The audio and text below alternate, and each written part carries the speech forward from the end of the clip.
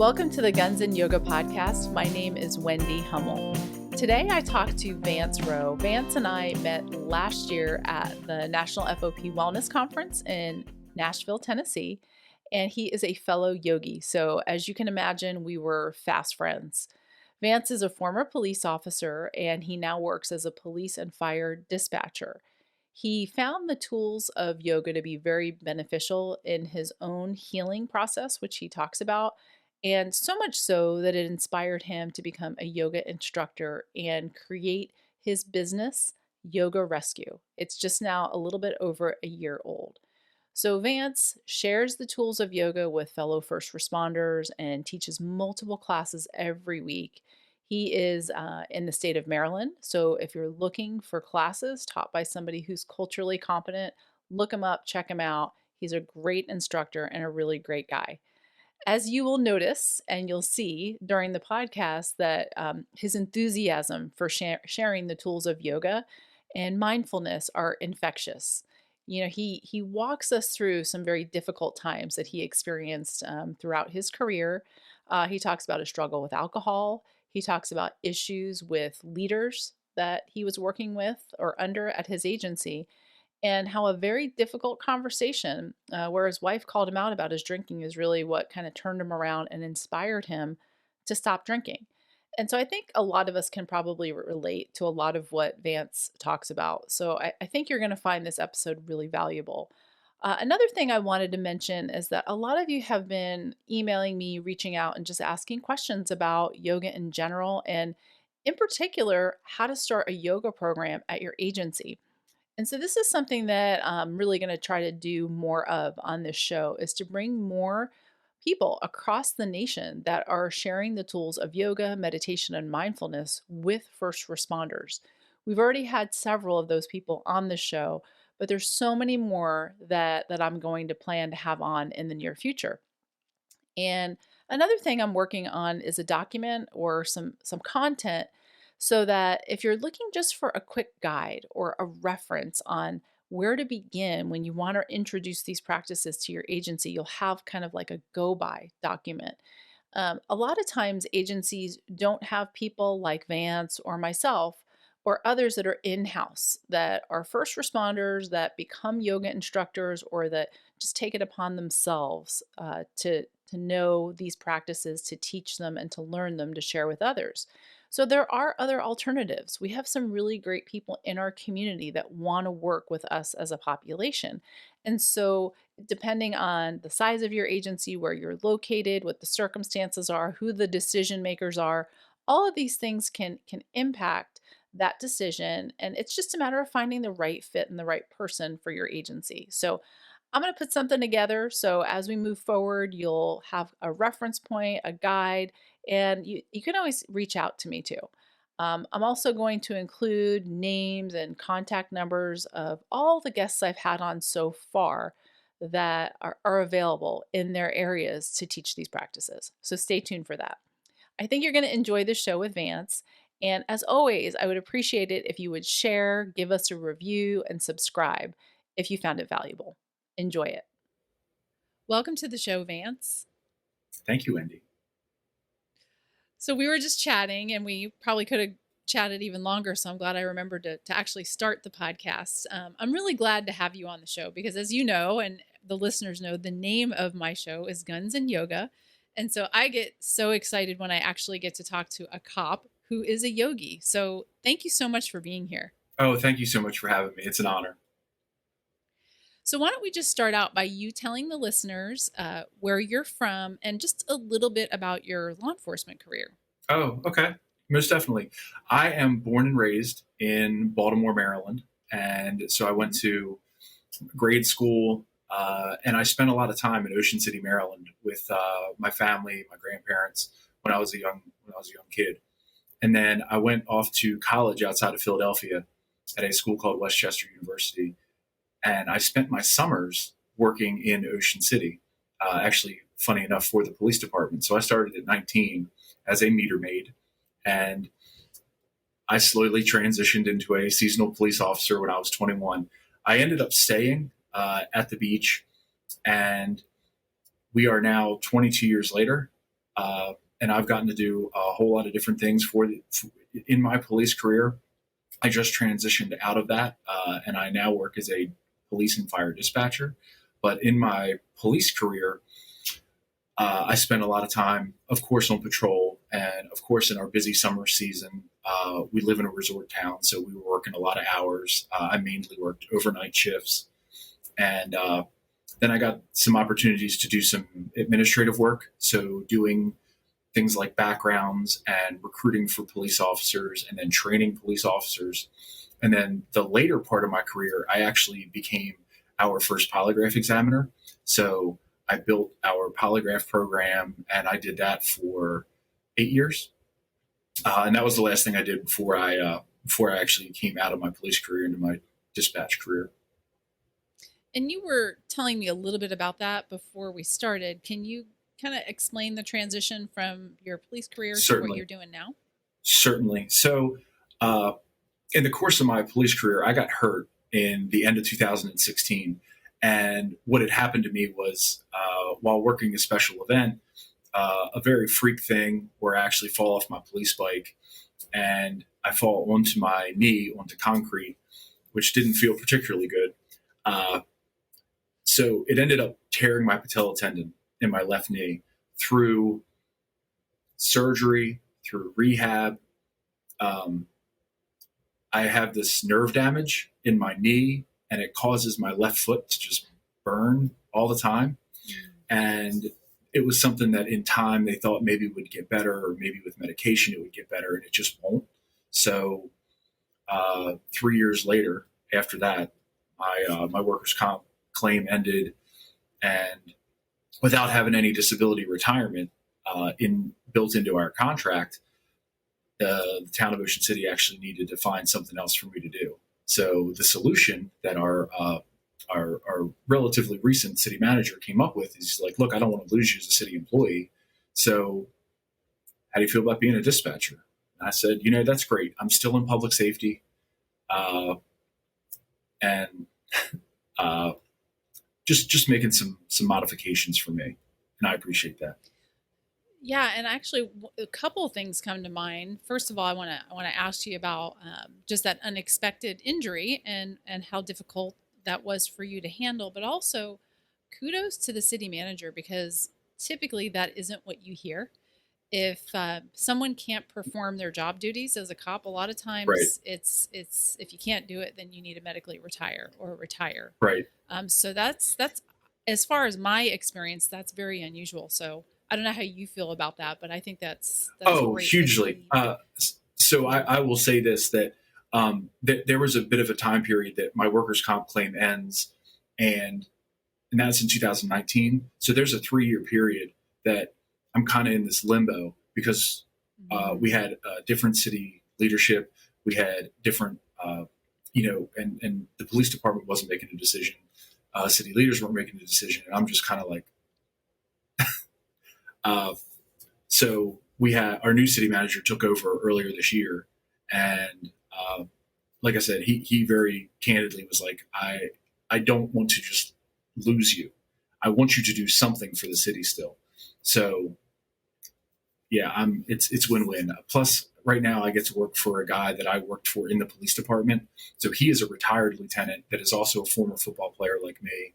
And he's fabulous to work for. And he was happy to have me.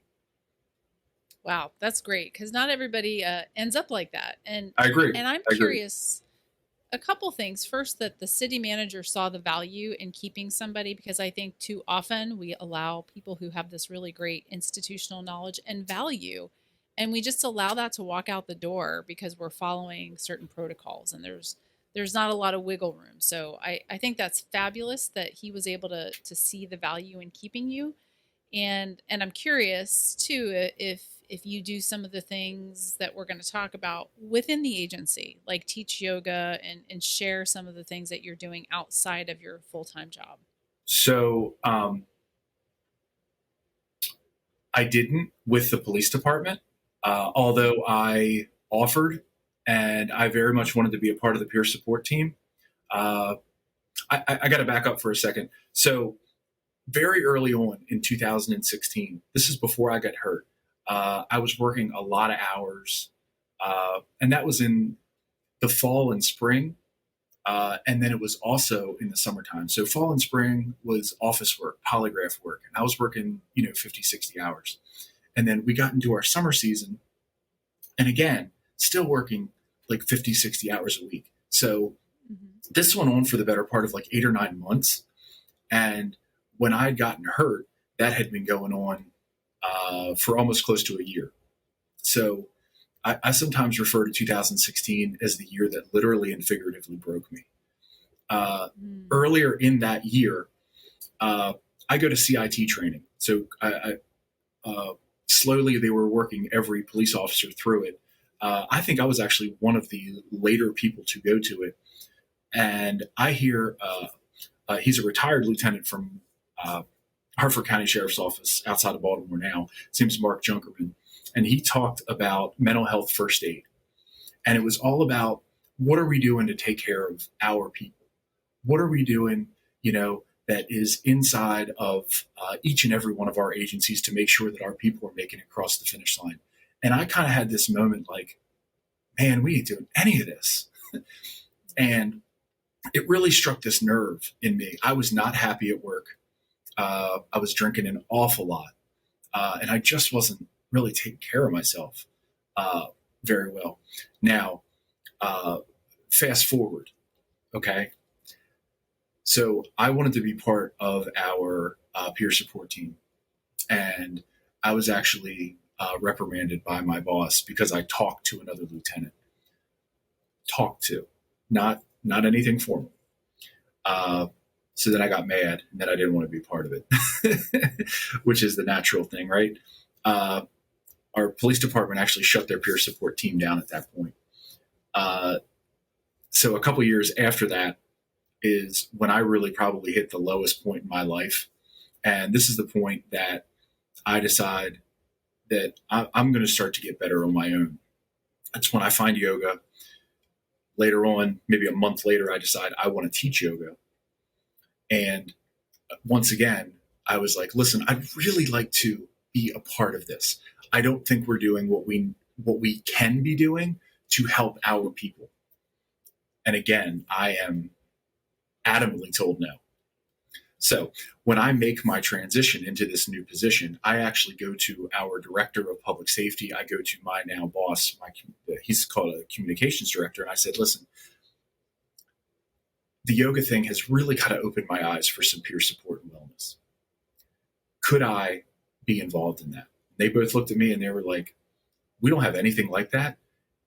You can run it and we can do whatever you want. Great. So I am still in the process of building it. I have a policy written. I think I'm going to get us on an app and a wellness app for everybody, but just, letting everybody know about peer support meetings, letting everybody know about recovery meetings. I put together a resource list for people that maybe are struggling, just because you don't need to be. And, but they fully embrace it. And our police department has, they have a peer support team on paper. Literally, it has like 6 names on it, but nothing proactive. And I don't want to talk badly, but, I encourage these guys, listen, we got to do something. And, the police department didn't want me a part of it, but I'm happy to be doing it for our emergency management team. Well, one thing as I hear you talk about this, it reminds me of a similar experience that I had, because you can't talk to people who don't want to listen, and that's really hard sometimes to swallow that when you are so passionate and that there's such a value in something. And the agency that I worked at when I first started doing all these things, similar to you, probably 2015 is when it really started. I was able to do some things, and I did teach yoga, and I started to teach some resilience classes, but not really able to fully embrace the concept of having a wellness program. And not until I retired and got a position in another law enforcement agency did I really start to do those sorts of things on a full-time basis. And now I'm the full-time wellness coordinator. But I think you bring up a really good point for people who are listening, because it just completely depends on who the decision makers are at the time. Absolutely. So, and And it's so imperative. you just need Yeah, people no, that go are ahead. willing. You just need people that are willing to be open to something that is a little bit new and a little bit different. And and I'm going to tell you that some of the guys that were bosses of mine in the police department, they were in this old guard, and they have 35, 40 years on at this point, and they don't want to listen to somebody like me that's like, yeah, I think we got to do something a little bit different. Because I got to tell you, me personally, the one answer that I really can't stand in my career is, well, we've always done it this way. That's not the answer. That triggers me.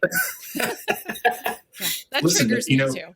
Right. I don't like it. And if it's broken, why aren't we trying to fix it? And why aren't we trying to move into something better?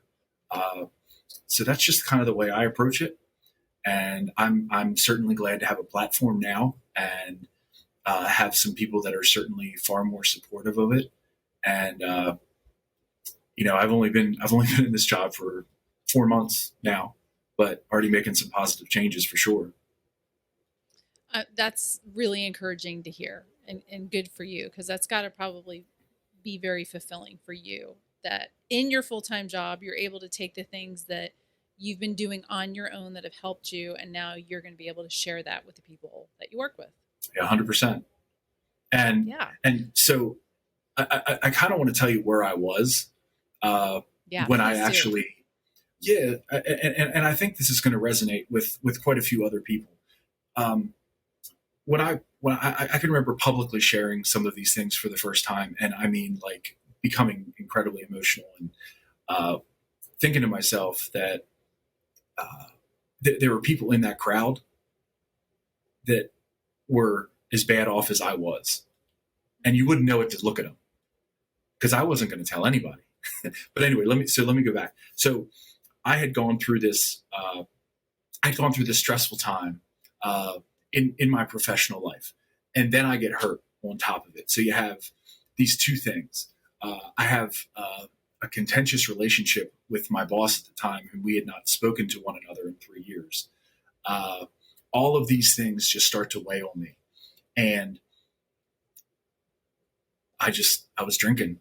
I was drinking a lot, like blacking out a couple times a week, and it used to be fun. And what I've heard quite a few people say is, drinking was always fun, when we were in college, early in my police career, and then it just wasn't anymore, because I was doing it for a different reason. I wasn't doing it for fun anymore, and it took my wife actually videotaping me, and as embarrassing as that is to say, and I was acting, like a fool. And she's like, "We need to talk." I should say that we do. When she started showing me some videos, and I didn't intend that was going to be the last day I drank. I really didn't. It turned out that way because I said, "You know what? This is embarrassing. I don't want to have this talk anymore. I'm not going to drink today, and then I'm not going to drink for a week." And then it kind of became a game. Like, all right, I'm not going to drink this month. I'm not going to drink next month either. It's now been, I just passed 3 years since I had my last. Congratulations. Thank you. So funny enough, in this dark period of time where I am, drinking myself to sleep a couple times a week. So I'm starting to come out of that, and the yoga thing had always been around. So I've had 3 significant injuries in my police career. I ripped my back up twice in 2008, 2009. As part of my rehab, I would do yoga every once in a while. I learned it through Beachbody. So I was watching Tony Horton do yoga, and I'm trying to follow along with him. And I'm like, man, this is really tough. But I'd never gone to a studio because I'm thinking to myself, I'm a 6'4", 260-pound guy that sweats like a lot. So people are going to point and laugh. So I never went. And I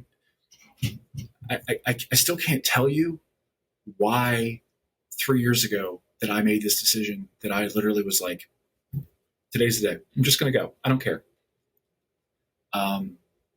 It was magical is the best way I can put it. Within 30 days of that, I knew I wanted to teach people like me, that I wanted to, I knew I was going to get into yoga teacher training. I didn't know where, I didn't know how I was going to do it, but I said to myself that I'm not going to be able to pull cops and firefighters, military people. I'm not going to be able to pull them into the studio with me.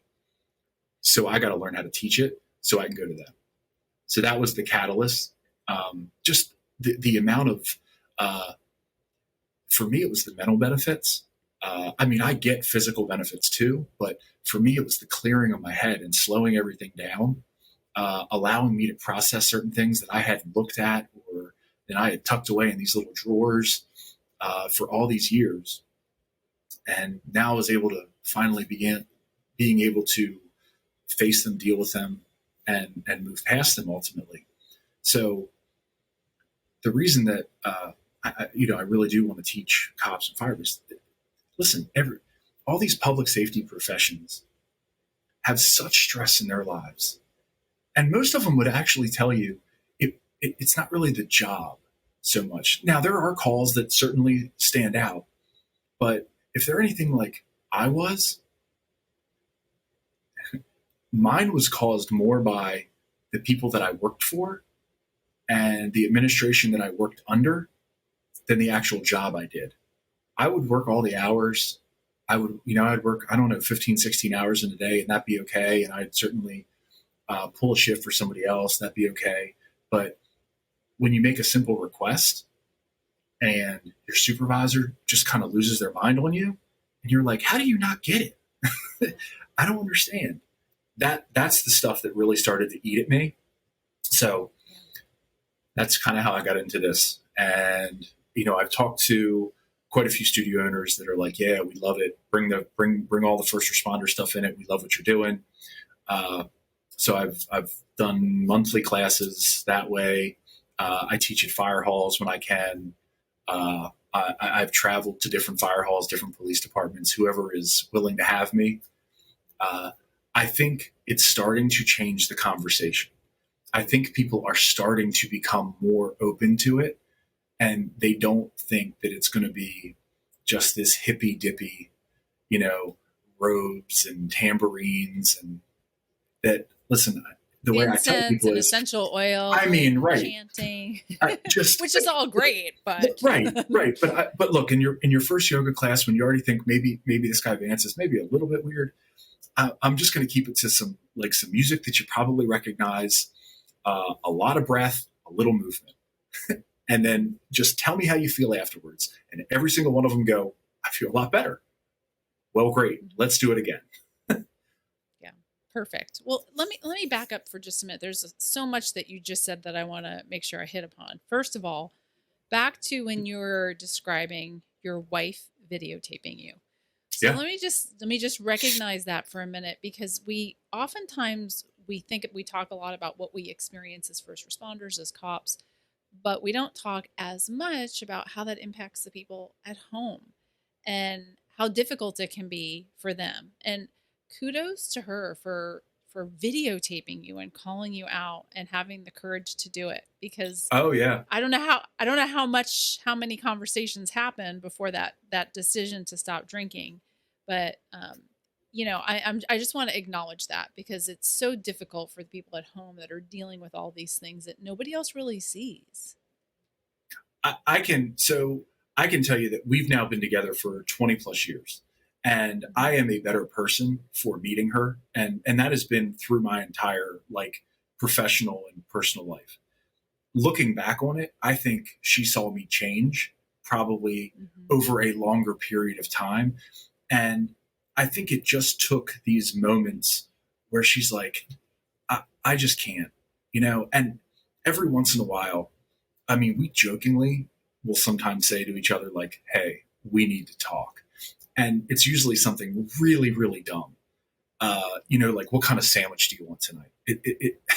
But in this instance, she was dead serious. And it was that one conversation. And I was like, I was mortified. I was like, I can't believe we have to have this talk. And I recognized at that moment, and I still recognize how much it took for her to confront me, because what if I don't take it that way? Yeah. Because I could have gone very different. I've watched some other people have alcohol issues, like I certainly was, and completely on the defensive. I have no problems. How dare you talk to me about it? So yeah, she really took a risk. Yeah, and it paid off. And one thing I want to ask you, for those who are listening who may be struggling with alcohol or their loved one is, because this is something that we don't talk enough about, and it's something that, as you and I both know, is very prevalent in our profession. And it's not always so easy to for people to do what you did, to just stop because of a conversation. I mean, so if you could speak a little bit, if you don't mind, to your experience, was it hard to just stop? It sounds like, I mean, you mentioned like it was a challenge, but did you rely on any resources? Did you go to counseling or AA or anything like that? So um, I personally, I leaned on a couple people Mhm. that I knew, and one of which had been through the AA model. I did not attend AA meetings, and it wasn't for any reason. It just, I just was like, I don't want to do this. And did I miss it? Yeah, in the beginning it was hard. It was really hard. But at that point, I had already been going to therapy. So I certainly was talking to her about it. And I was telling her, this is what I've done. And she was very proud that I had stopped. Uh, and then I just kept, so there was one that there was actually two police officers that I knew uh, that worked with me for many years that both had stopped drinking. And so I went to them and I was talking to them about it. And I just would try to surround myself with those types of people. In the first year, if somebody had invited me out to a bar, I'd probably turn them down because I just don't want to be around it. Hmm. And I didn't want to answer the questions of why are you drinking club soda? You used to drink bourbon, and I don't want to, I don't want to deal with it. I just want to be like, because I'm just not drinking tonight. I didn't want to answer those questions. Now I'm better. There's enough distance. There's enough time away from it. I think at this point. Uh, so what we have done now for people like me, because there are far more of us than I knew. We have actually locally started a first responder recovery group, and it's Wow, for that's great. anybody and you don't have to be in recovery. You can be, hey, I'm curious. And we have police, dispatchers, death investigators. Uh, I don't care, but we've actually opened it up as of last month that we will now do Zoom. So if you can't be there in person, you can actually go. And what I have found, the reason that I think that's so important is when I was at my worst, I just wanted to be by myself. And I would just isolate myself away from other people. And because I just thought that I'm going through this by myself. Nobody else wants to deal with it. Nobody else is going to understand. Well, the fact of the matter is, there's a whole lot of people that don't understand.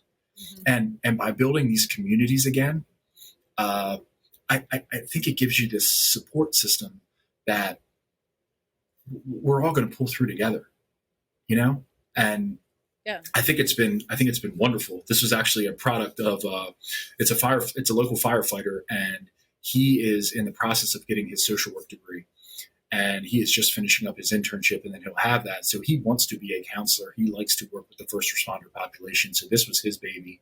Uh, I just was like, this is wonderful. Tell me how to help you, and kind of away we went.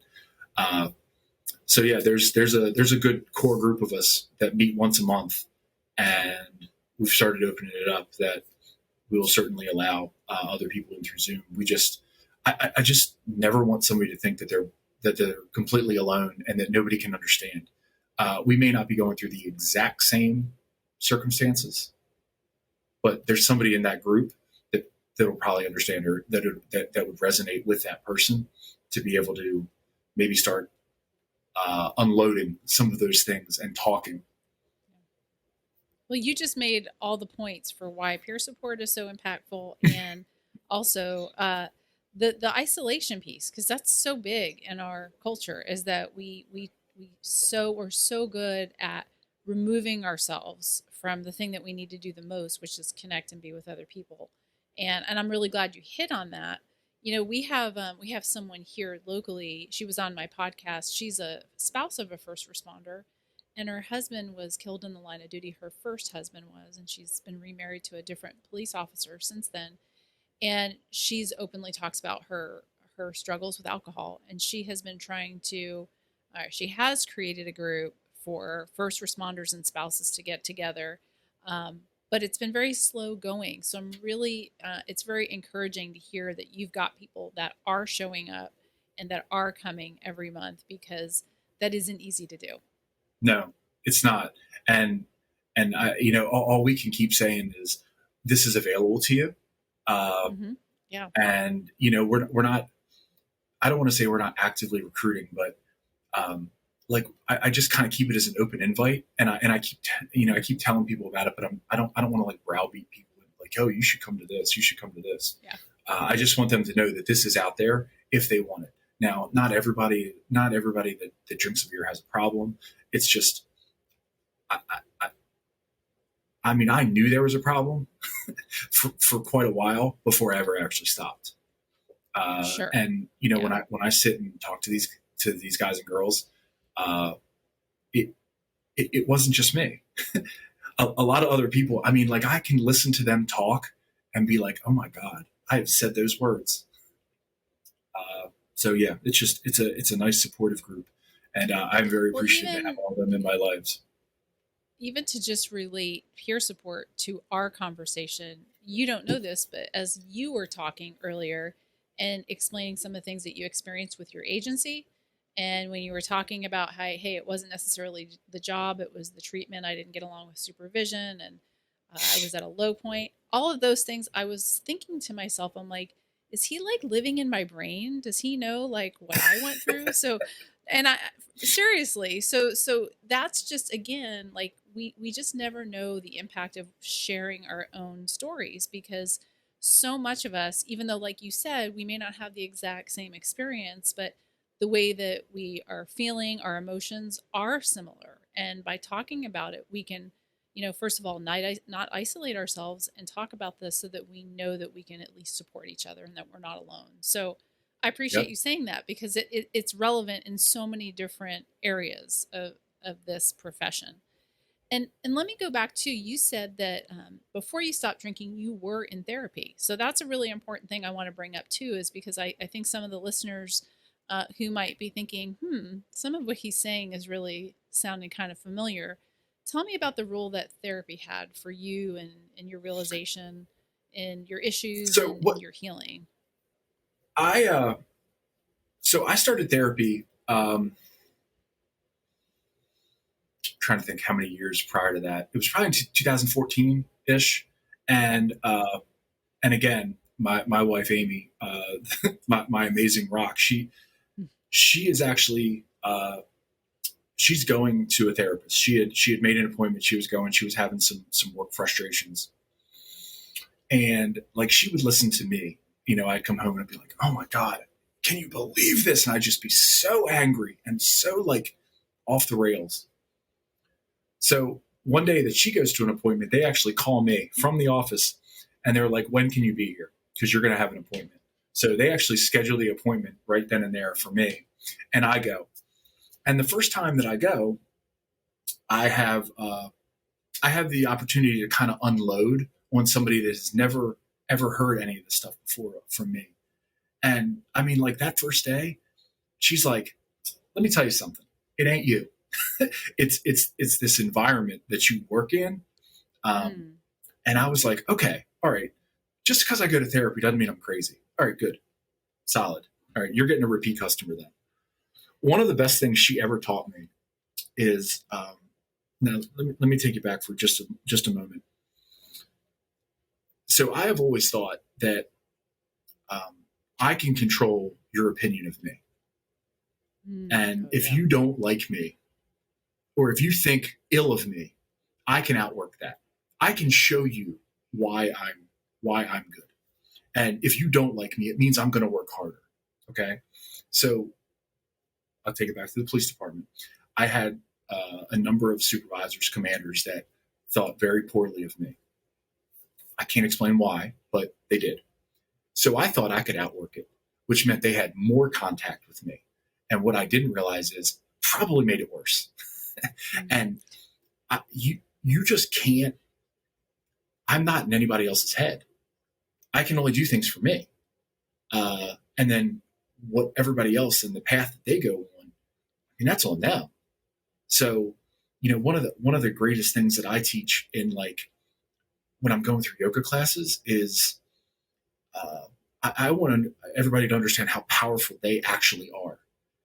And when you embrace that story, you embrace what you have gone through and see how strong you've already been up until this point in your life. Oh my God, it just starts to take off from there. Yeah. And you'll start to see how powerful you can be and how you can take on more challenges. So that's really where therapy came in for me.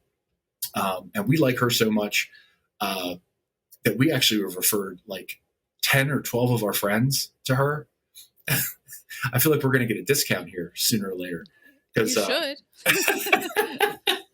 But yeah, she does. She did she's just a regular person, and it was just good to have that conversation back and forth.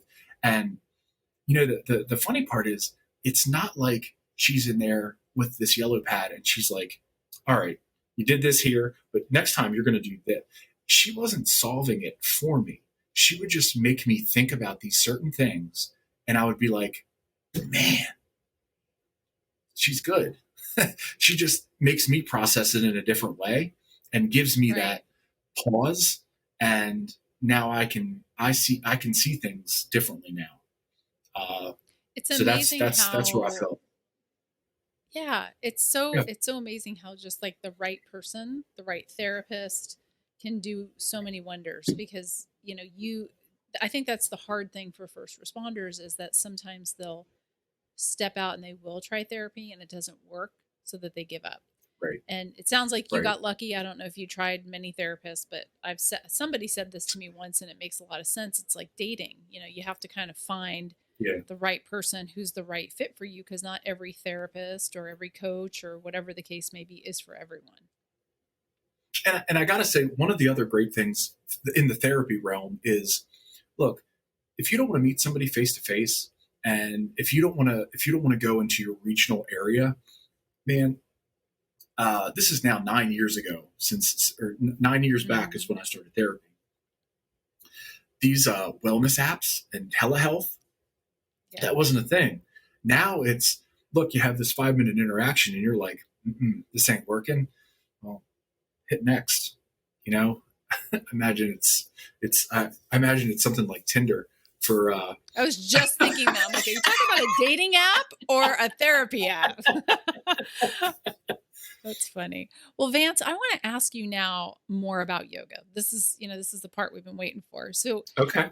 In all seriousness, though, you've been mentioning that yoga has been very beneficial for you. You now teach it, but for those who really don't know much about it, other than hearing the word, having their idea of what it looks like, if you could just kind of really break it down, like why you went, first of all, the reason you decided to go. And I think you kind of explained that it was because of the injuries, but what was it that really landed for you and made you know that this was something that was really beneficial? So, it wasn't one thing that I was looking for in going the first time, other than, I kind of always had this internal thing that said to me that I wasn't good enough to be there. And I was like, you know what? I just don't care. I'm just going to go for it. What I got out of it. All right. So in that day, I felt the power of community, and actually having all those people in that room. And I felt the energy in that room. That is why I really enjoy being a part of studio classes. That's why I like leading studio classes. There is a power to being with all these like-minded people that are doing the same thing, breathing together, and going through certain postures together. I do still enjoy online classes, but my preference is to go to a studio. I would far rather be with my other yogis. So what it did for me, what I didn't realize at the time, I didn't even know there was a mental side to this at that point.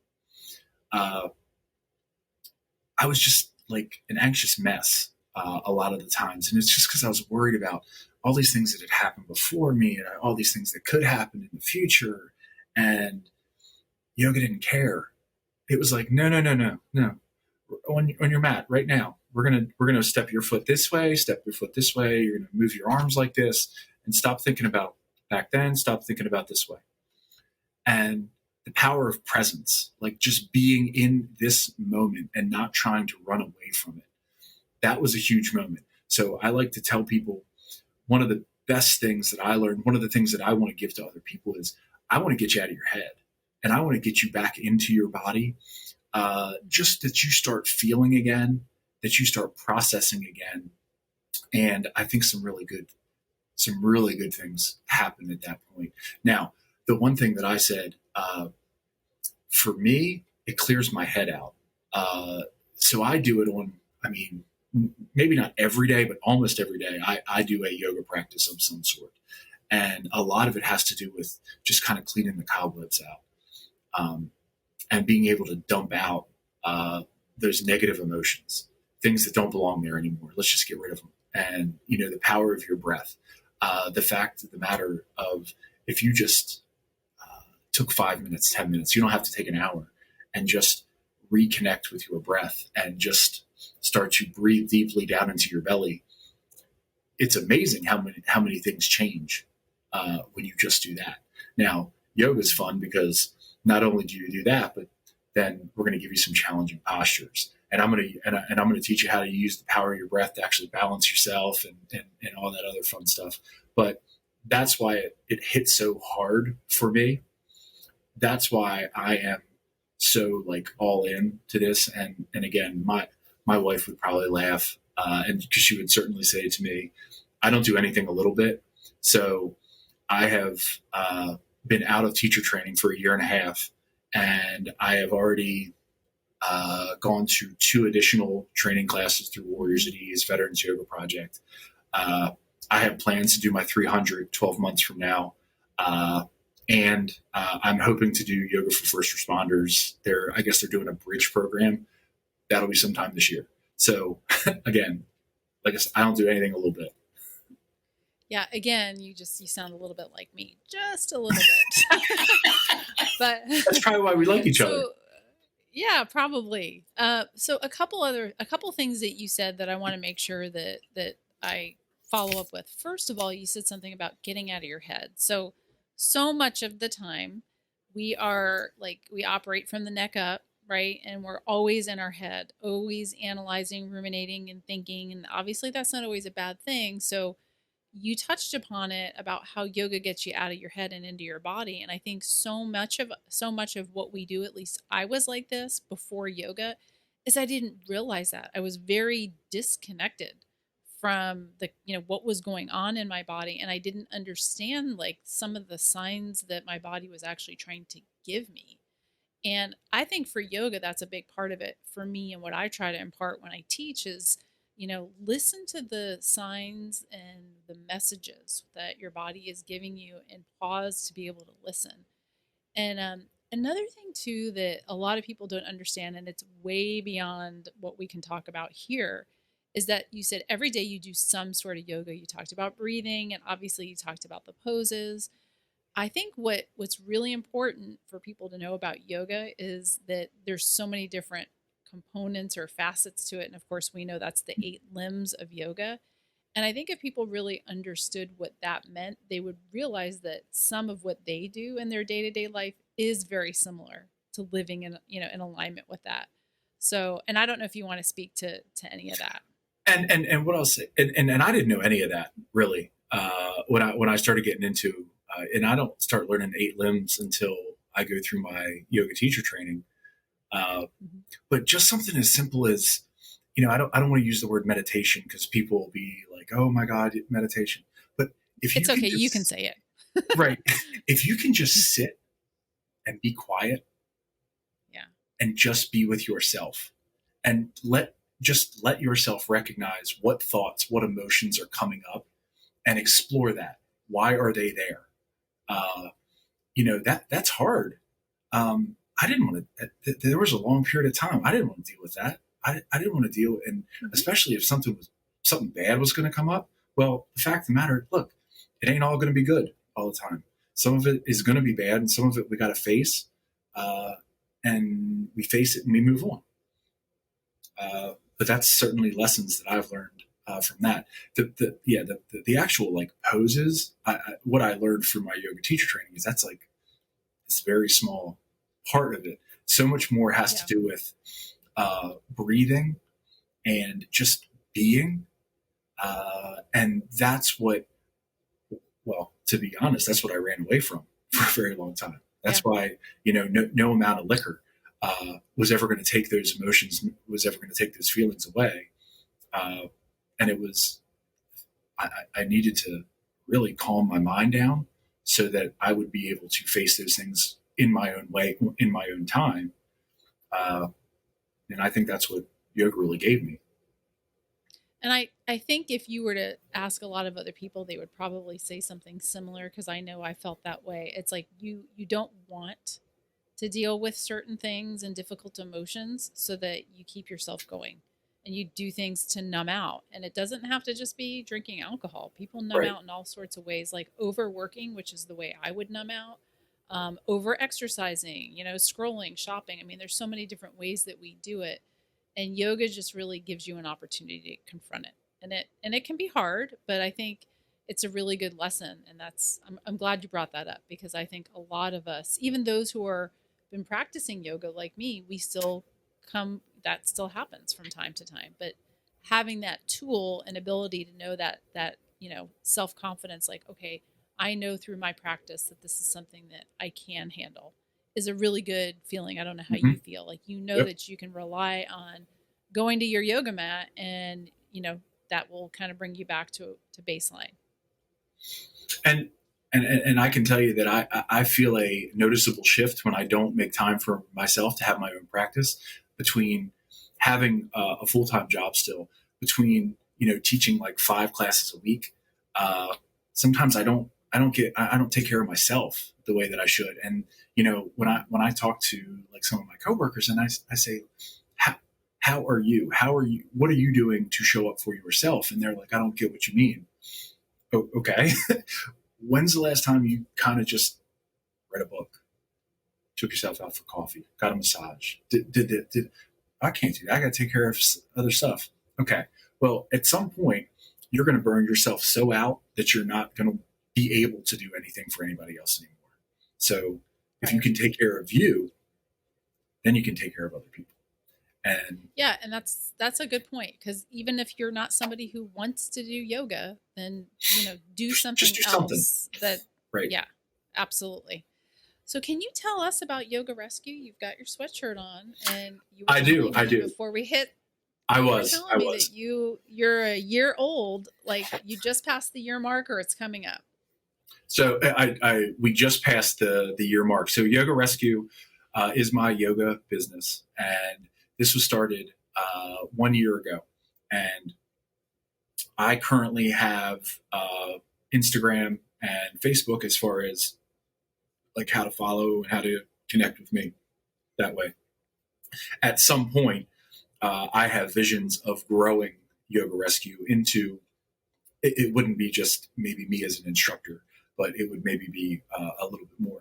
But my focus is teaching to people like me, teaching to first responders, military, people in the public safety professions.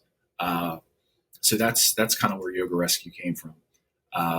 Again, this was Amy's doing. This was it was her idea for the name.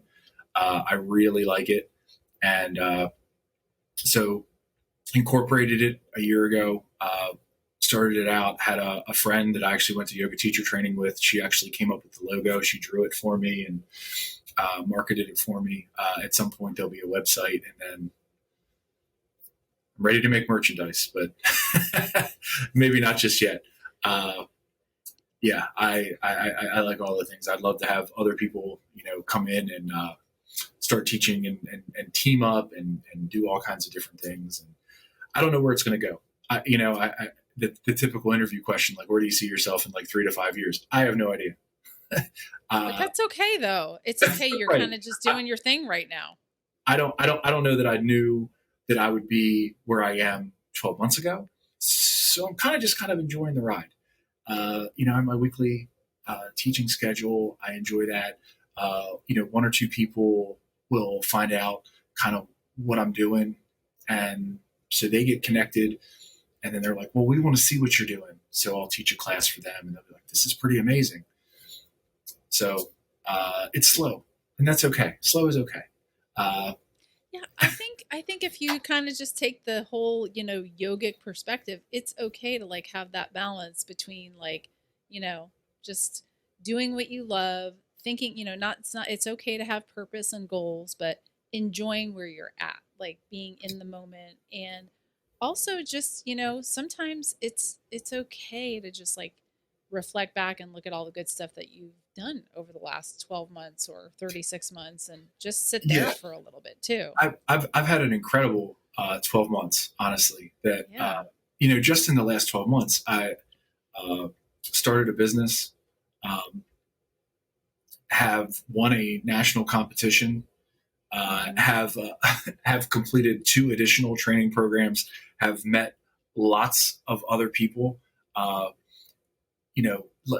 you and I, that have come out of the public safety realm and now want to get into the yoga world. So it's just it's special, and I'm just kind of enjoying the ride for right now. Good. I'm glad to hear that, because I think a lot of times we tend to just keep moving forward instead of looking back at all the good stuff that's already happened. And 2 things, I'm glad you brought it up. First of all, I want to hear about your competition that you won. Okay. But I also want to make sure, I meant to say this earlier, is that you and I met in person almost a year ago, and I love when I get to meet interesting people, which it happens a lot for me, but not so much people that are yoga and cops, right? Have that combination.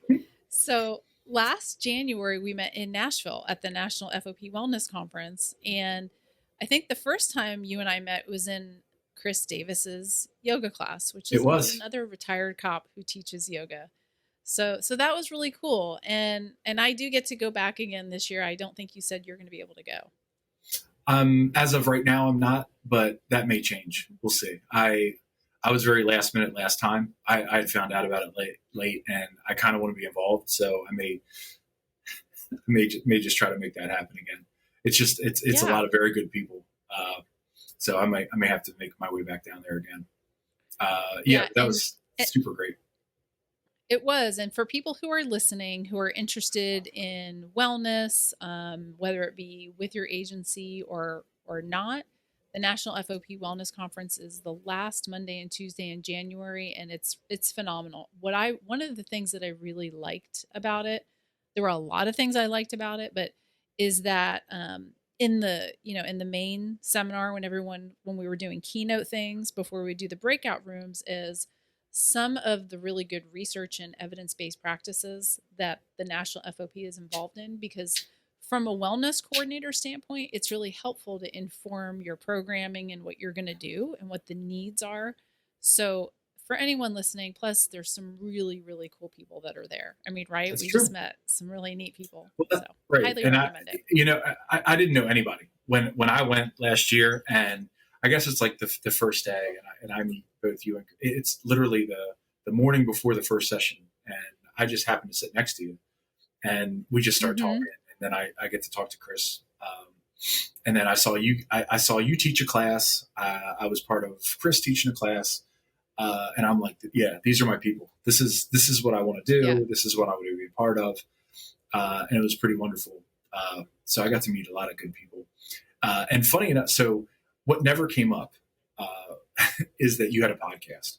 And I remember And I don't know if it was like maybe a couple days after I left or something like that. Maybe you shared an episode, and I mean, I was texting you, and I'm like, "What do you mean you have a podcast? I am such a podcast nerd. I am all over this."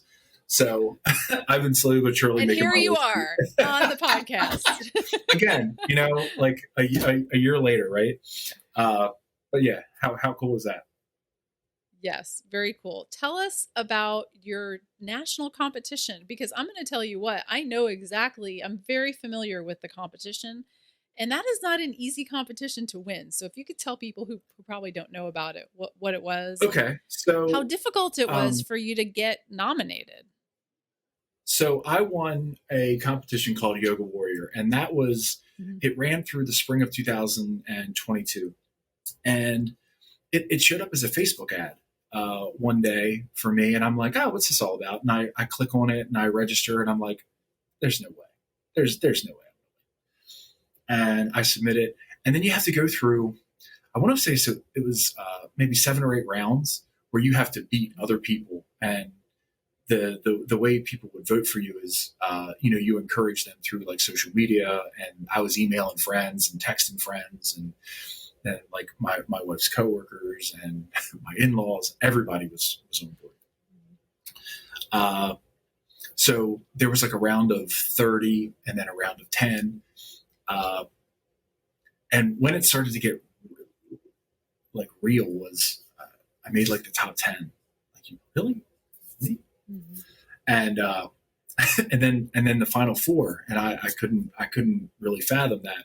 And funny enough, as I'm going through this competition, I keep getting messages from other competitors, people that I had beat out in different rounds, and they were like, "Listen, we just read your story, and if I'm going to lose to anybody, I want to lose to you." So I'm like, "Oh my God, this is amazing." So I am floored that I actually won it. It didn't seem real for quite a while, and that includes that a couple weeks after I won, I got to go to Sedona, Arizona, to do a photo shoot, and I got interviewed for this article that was in Outside Magazine a couple months ago. So the publicity has been great. Now, just from that, plus the article, I've gotten all kinds of messages. And people are like, "This is great what you're doing. What a great population to work with. I think it's very much needed." So yeah, it's phenomenal, and I am just so thankful and grateful that people believe that much in me, that they were willing to come back like every 24 hours and vote for me. And some people were actually, like donating money towards it, to increase my vote totals. Just, nothing short of amazing is the best way to put it. So funny enough, I'm actually on my computer here. My wallpaper, what stays up there all the time, is a shot from Sedona, because it was just so pretty, and I like, every time I open my computer, that's what I get to look at. That's awesome. Well, the thing is, when you talk about it, and now people can see you, obviously not just listen to you on this podcast, you're kind of infectious. You can feel your passion and excitement for it. So it's hard to not want to support you. Well, that's nice. So thank you.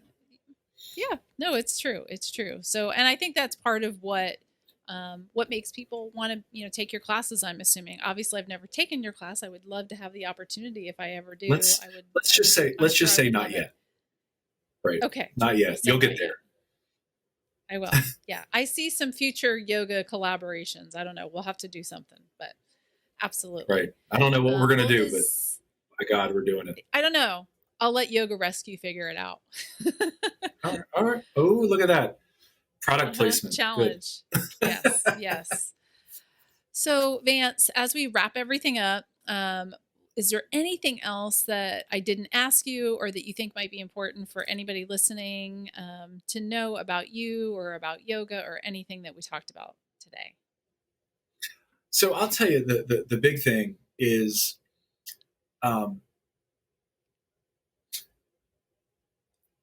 everybody that comes from this background, this working in public safety, different things have happened through your career. We don't go through 20, 25, 30 years and that like nothing affects us. We're just not built like that.